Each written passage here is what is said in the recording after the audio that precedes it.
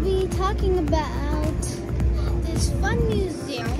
My brother was kidding. I'm still in this video.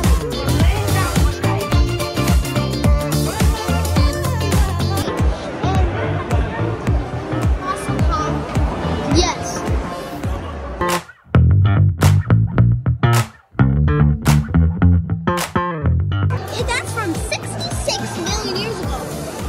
If you don't know, it's gonna be, and that's a, I think it's like a crocodile.